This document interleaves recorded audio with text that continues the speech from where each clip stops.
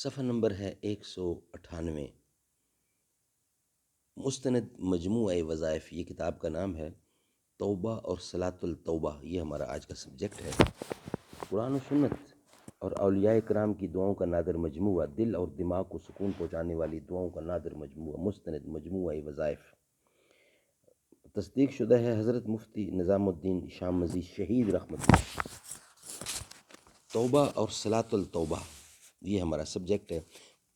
نحمدہ ونصلی علی رسولہ الکریم، بسم اللہ الرحمن الرحیم۔ قرآن مجید کے 19ویں پارے میں سورۃ فرقان کے 6 رکوع میں آیت نمبر 70 میں اللہ تعالیٰ ارشاد فرماتے ہیں: الا من تاب وآمن وعمل عملا صالحا فأولئک یبدل اللہ سیئاتہم حسنات وکان اللہ غفور رحیما۔ الا من تاب وآمن وعمل عملا صالحا فأولئک یبدل اللہ سیئاتہم حسنات وکان اللہ غفور رحیما۔ سوائے ان لوگوں کے جو توبہ کریں اور ایمان لائیں اور نیک کام کریں، ایسے لوگوں کے گناہوں کو اللہ تعالیٰ نیکیوں سے بدل دیتا ہے۔ اللہ تعالیٰ بخشنے والا، مہربانی کرنے والا ہے۔ اس آیت کی تفسیر میں حضرت حسن بصری رحمۃ اللہ فرماتے ہیں کہ گناہ کے بدلے ثواب کے کام کرنے لگے۔ اس آیت کی تفسیر میں حضرت بصری فرماتے ہیں، گناہ کے بدلے ثواب کے کام کرنے لگے، شرکت کے بدلے توحید پر جم گئے، بدکاری کے بدلے پاک دامنی حاصل ہوئی، کفر کے بدلے اسلام ملا۔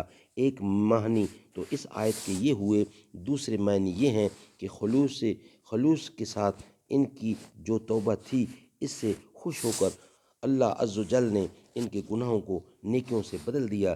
یہ اس لیے کہ توبہ کے بعد جب کبھی انہیں گناہ یاد آتے تھے تو انہیں ندامت ہوتی تھی، یہ غمگین ہو جاتے تھے، شرمانے لگتے تھے اور استغفار کرتے تھے۔ اس وجہ سے ان کے گناہ طاعت سے بدل دیے گئے، گو وہ ان کے نامہ اعمال میں گناہوں کے طور پر لکھے ہوئے تھے، لیکن قیامت کے دن وہ سب نیکیاں بن گئے۔ ہر مسلمان مرد و عورت کو چاہیے کہ گناہوں کو اللہ تبارک و تعالیٰ سے معاف کروانے کے لیے توبہ کرے، جیسا کہ حدیث میں ارشاد ہے۔ حضرت انس رضی اللہ فرماتے ہیں کہ رسول اللہ صلی اللہ علیہ وسلم نے فرمایا، آدم علیہ السلام کی تمام اولاد خطا کار ہے، مگر بہترین خطا کار توبہ کرنے والے ہیں۔ توبہ کے لیے علماء نے کچھ شرائط لکھی ہیں، اگر توبہ ان شرائط کے مطابق ہو تو اللہ تبارک و تعالیٰ کے ہاں مقبول ہوگی، ورنہ مردود۔ وہ شرائط یہ ہیں: اگر توبہ جس گناہ سے کر رہا ہے اس کا تعلق حقوق اللہ سے ہے تو 3 شرائط ہیں۔ نمبر 1، توبہ کرنے سے پہلے گناہ کو بالکل ترک کر دے۔ نمبر 2، کیے ہو گناہ پر ندامت اور افسوس کرے۔ نمبر 3، آئندہ کے لیے پختہ عزم کرے کہ دوبارہ یہ گناہ کبھی نہ کروں گا۔ اسی طرح اگر گناہ کا تعلق حقوق العباد سے ہے تو اس میں مندرجہ بالا شرائط کے ساتھ ایک شرط اور بھی ہے، وہ یہ کہ جس کی حق تلفی کی ہے اس کا حق ادا کرے یا اس سے معاف کرائے، اور اگر یہ ممکن نہ ہو، مثلا جس کا حق دبایا ہے وہ انتقال کر گیا، تو اس صورت میں اس کے ورثاء کو حق ادا کیا جائے، اور یہ بھی ممکن نہ ہو تو اس شخص کے لیے صدقات، نفلی نمازیں، نفلی حج، ایصال ثواب کرے اور اس کے لیے استغفار کرے۔ ان شرائط کو پورا کرنے کی بھرپور کوشش کرے کہ اس کے بغیر توبہ قبول نہیں ہوتی، اور ظاہر ہے کہ جب توبہ ہی قبول نہ ہو تو دعا کیسے قبول ہوگی؟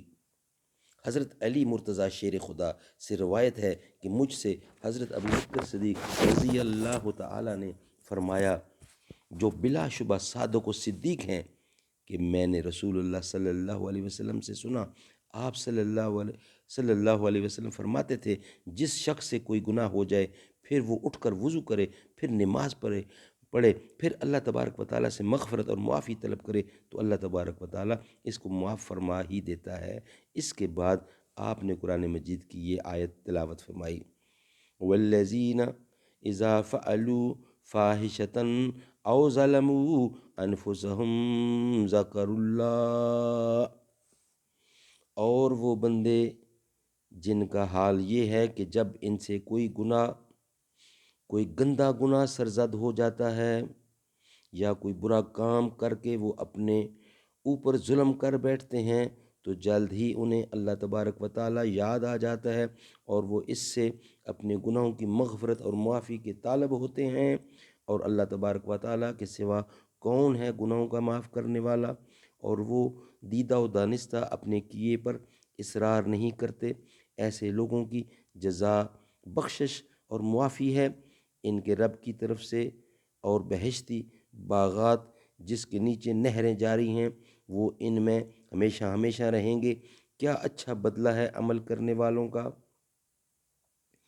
رسول اللہ صلی اللہ علیہ وسلم نے اس حدیث میں یہ بتلایا ہے کہ اللہ تبارک و تعالیٰ کی مغفرت اور معافی حاصل کرنے کا، یعنی اللہ تعالیٰ سے مغفرت اور معافی حاصل کرنے کا بہترین اور یقینی طریقہ یہ ہے کہ بندہ وضو کر کے پہلے 2 رکعت نماز پڑھے، اس کے بعد اللہ تبارک و تعالیٰ سے اپنے گناہوں کی معافی مانگے، بخشش اور معافی طلب کرے۔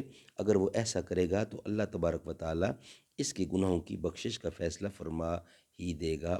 اسی سلسلہ میں ہم مولانا اشرف علی تھانوی کا بیان کیا ہوا ایک طریقہ تحریر کرتے ہیں، اگر اس پر عمل کریں تو انشاءاللہ تعالیٰ بہت جلد زندگی میں انقلاب آ جائے گا اور گناہ چھوڑنے لگیں گے اور سچی توبہ کی توفیق نصیب ہوگی۔